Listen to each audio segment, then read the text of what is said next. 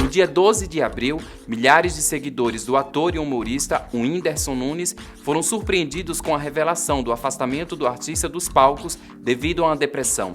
O humorista revelou em uma rede social que está passando por momentos difíceis e chegou a escrever em seu Twitter que não sente vontade de viver.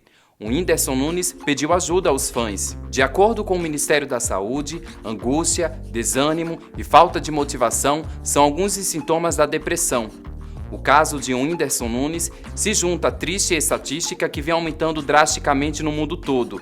De acordo com um relatório divulgado em 2017 pela Organização Mundial da Saúde, a OMS, a depressão afeta 322 milhões de pessoas em todo o planeta. Aqui no Brasil, quase 6% da população sofre com esse transtorno, o que corresponde a cerca de 12 milhões de pessoas.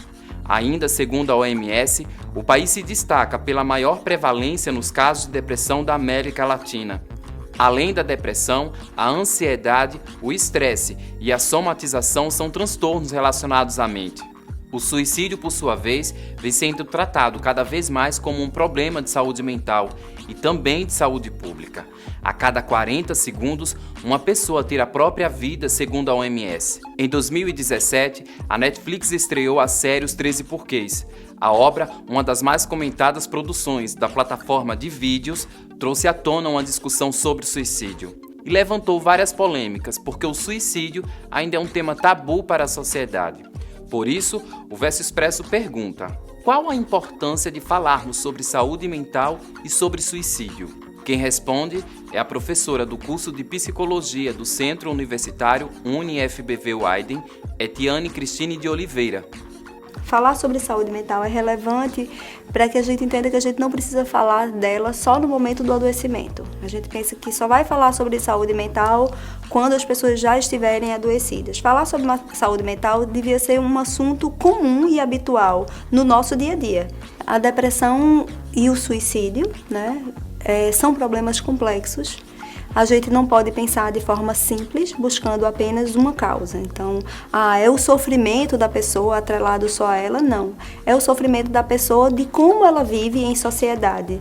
Então, a gente vive hoje em dia, por exemplo, um cenário em que os laços afetivos, os laços socioafetivos, eles estão cada vez mais difíceis de se configurar, Algumas questões com relação à exclusão, preconceito atrelado ao processo de sofrimento também estão cada vez mais presentes. Triste, todo mundo ficará em um dado momento, várias vezes, em várias intensidades. Essa tristeza é um sentimento que me configura como ser humano. E não quer dizer que eu esteja num processo de adoecimento e de sofrimento. Já a depressão se caracteriza como um processo de adoecimento, que a gente chama de um sofrimento psíquico, e que às vezes um sofrimento psíquico grave. A depressão se caracteriza como um transtorno do humor, em que eu vou ter esse humor deprimido, e esse sofrimento está atrelado nessa perspectiva. Agora, a depressão, ela habitualmente apresenta comorbidades, que são outros processos de adoecimentos psíquicos e psiquiátricos. Então, é comum acontecer de você estar deprimido e sentir toda a sintomatologia da ansiedade, que é taquicardia, dificuldade de dormir, pensamento acelerado. Isso é comum também acontecer no processo depressivo. Como a gente pode ajudar alguém que pode até nem estar com pensamento suicida, mas está com o humor deprimido, já tem o diagnóstico da depressão? Tratar isso de uma forma séria. É muito comum a gente chegar para uma pessoa que está vivendo um processo de depressão grave e diz: por que você não reage? Você deveria reagir.